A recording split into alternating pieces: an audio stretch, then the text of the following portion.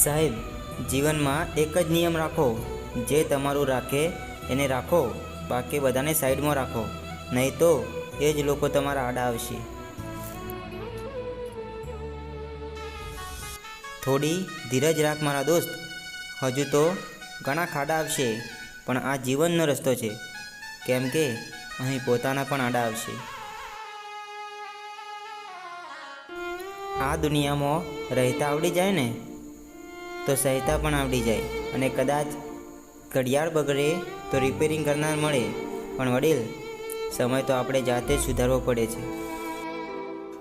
જમાનો હવે રૂપિયાનો થઈ ગયો છે વડીલ, કેમ કે લોકો માણસને નહીં પરંતુ રૂપિયાને માન આપે છે.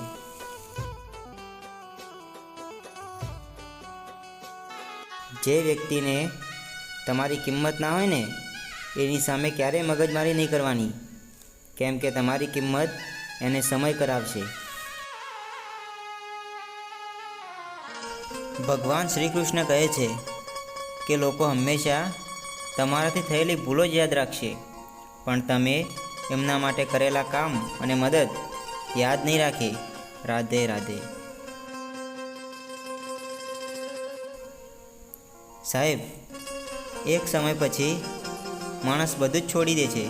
ફરિયાદ, વિનંતી, સમજાવવાનું, પછી દિલ કંઈક એવું થઈ જાય છે કે કોઈ વાત કરે તો ઠીક અને ના કરે તો પણ ઠીક, કેમ કે એને બધું સમજાઈ ગયું હોય છે કે આ દુનિયા ખોટી અને મતલબી છે.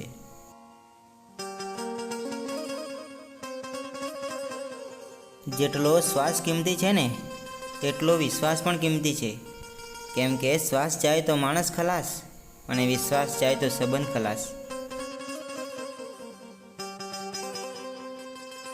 સાહેબ, સમય કોઈનો સગો થતો નથી, પણ હા, સગા બધા સમય જોઈ જોઈને થાય છે.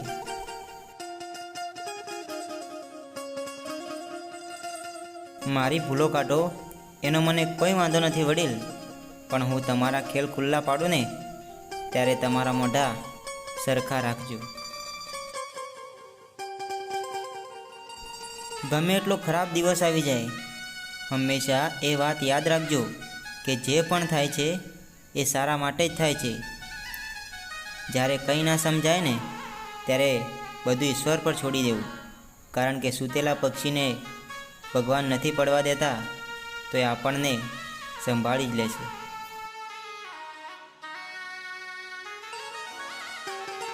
દેખાડાનો સંબંધ ના રાખો અમારાથી વડીલ, જો મન હોય તો સાથ આપો, નહીં તો અમને એકલા મૂકી દો. સાહેબ, કળિયુગ ચાલે છે આ દુનિયામાં, અહીં જેનું તમે સારું કરશો ને એ જ તમારું ખરાબ કરવા તૈયાર થઈ જશે. તારી ખુશીઓમાં નહીં પણ તારા દુઃખોમાં હંમેશા તારી સાથે જ રહીશ. જ્યારે કોઈ સાથ ના આપે ને તો છેલ્લે મને યાદ કરજે, હું હર હંમેશા તારી સાથે જ હોઈશ.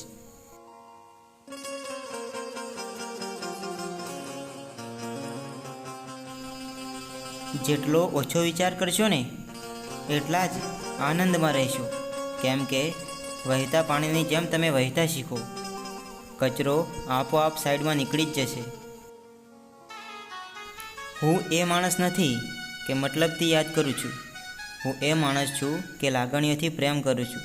તમારો સંદેશ આવે કે ના આવે, હું રોજ દિલથી તમને યાદ કરું છું.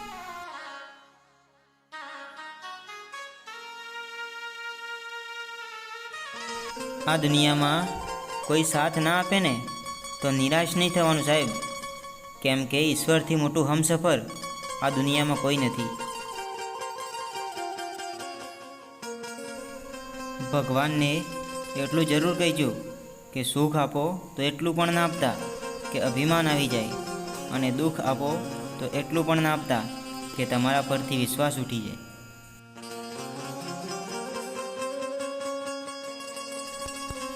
સાહેબ, જે તમારા નસીબમાં હશે ને એ સામેથી આવશે, અને જે તમારા નસીબમાં નથી ને એ આવીને પણ જતું રહેશે. કોશિશ એવી કરો કે તમારી જિંદગીની દરેક પળ બધા સાથે સારી રીતે પસાર થાય, કારણ કે જિંદગી નથી રહેતી પણ સારી યાદો હંમેશા જીવિત રહે છે.